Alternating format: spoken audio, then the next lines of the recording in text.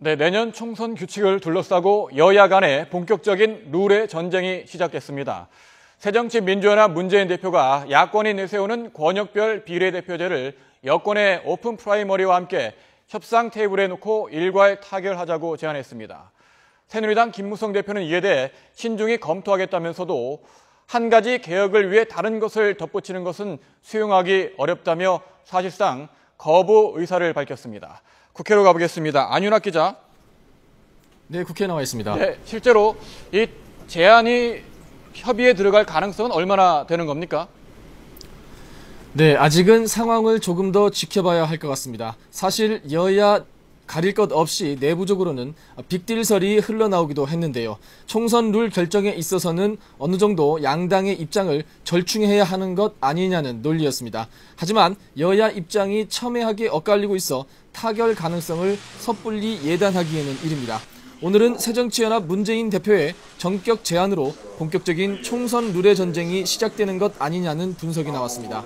문 대표는 오전 최고위원회의에서 만국적인 지역정치 구도를 타파하기 위해 권역별 비례대표제를 도입해야 한다며 새누리당이 이를 받아들이면 야당도 김무성 대표가 주장하는 완전 국민 경선제, 즉 오픈 프라이머리를 받을 수 있다고 밝혔습니다. 문 대표는 권역별 비례대표제와 오픈 프라이머리, 그리고 헌재 결정에 따른 선거구 재백정 등 세 가지를 일괄 타결하자고 제안했습니다. 문 대표의 발언 들어보시겠습니다.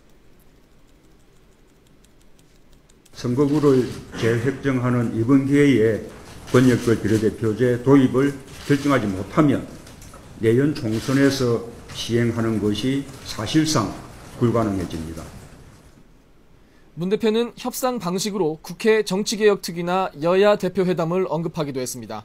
다만 논란이 됐던 국회의원 정수 문제는 확대하지 않고 유지하면서 지역구와 비례대표의 비율만 조정하자고 덧붙였습니다. 반면 새누리당 김무성 대표는 한 가지 개혁을 위해 다른 것을 덧붙이는 것은 수용하기 어렵다고 밝혔습니다. 권역별 비례대표제와 오픈 프라이머리는 별개의 문제라는 겁니다.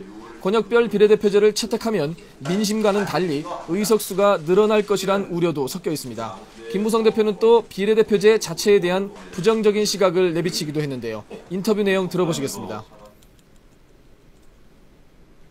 제가 5선 의원으로서 그동안 경험한 거에 의한 제 개인 의견은 비례대표를 확대한다는 것은 정치 발전에 난 도움이 안 된다고 생각합니다. 김 대표는 모처럼 야당 대표가 제안한 만큼 신중하게 검토할 것이라며 여지를 남기기도 했습니다.